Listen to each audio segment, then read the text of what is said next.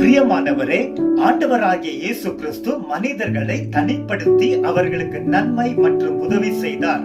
அவர் உதடுகளில் ஒரே, ஒன்று, ஒரு என்ற வார்த்தைகள் எவ்வளவு அடிக்கடி வந்தது.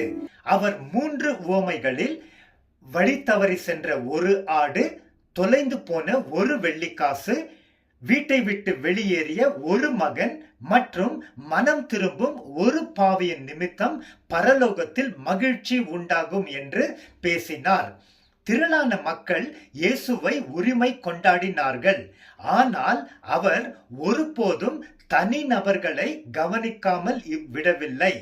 நீ கல்லை போல் இருப்பாய் என்று இயேசு சொன்னது ஒரு சீமோனிடம் தான். ஒரு பிலிப்பிடம் நீ என் பின்னே வா என்றார். ஒரு மத்தேயுவுக்கு, ஒரு நிக்கதேமுவுக்கு, ஒரு சமாரிய ஸ்திரீக்கு, ஒரு மகதலேனா மரியாளுக்கு, ஒரு சக்கேயுவுக்கு இயேசு மனமாற்றத்தை கொண்டு வந்த வார்த்தைகளை பேசினார். அசுத்த ஆவிகளால் பிடித்திருந்த ஒரு மனிதனை இயேசு தேடி சென்று விடுதலை கொடுத்தார். பெத்தெஸ்தா குளத்தருகே 38 ஆண்டுகளாக வியாதியுடன் படுத்திருந்த ஒரு மனிதனை தேடி சென்று இயேசு சுகமாக்கினார். இயேசு கிறிஸ்து சிலுவையில் அறையப்பட்ட பின்பு வேண்டிக் கொண்ட ஒரு கள்ளனை அவர் ரட்சித்தார். இயேசு கிறிஸ்து உயிர்த்தெழுந்த பின்பு ஒரு மகதலேனா மரியாளுக்கு முதலில் வெளிப்பட்டார்.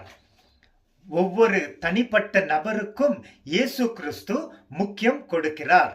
அவர் சிருஷ்டித்து ரட்சித்த ஒவ்வொரு ஆத்துமாவும் அவருக்கு மிக விலை ஆனது.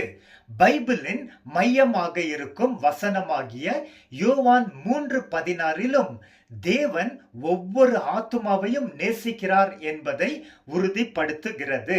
தேவன் தம்முடைய ஒரே பேரான குமாரனை விசுவாசிக்கிறவன் எவனோ அவன் கெட்டு போகாமல் நித்திய ஜீவனை பெறும்படிக்கு இயேசுவை கொடுத்தார். பிரியமானவரே, ஒரு தேவ மனிதன் சொன்னார், ஒருவேளை உலகிலே நான் ஒருவன் மட்டுமே பாவியாக வாழ்ந்து இருந்தால் அப்பொழுதும் இயேசு கிறிஸ்து என்னை மட்டும் ரட்சிப்பதற்காக இந்த பூமிக்கு வந்து பாடு அனுபவித்து ரத்தம் சிந்தி மரித்திருப்பார். இது உண்மை. ஆம், ஒவ்வொரு மனிதரும் இயேசுவுக்கு பொக்கிஷம். நீங்களும் நானும் அவருக்கு மிக விசேஷித்தவர்கள்.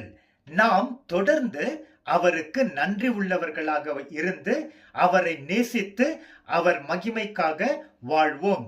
ஆமென்.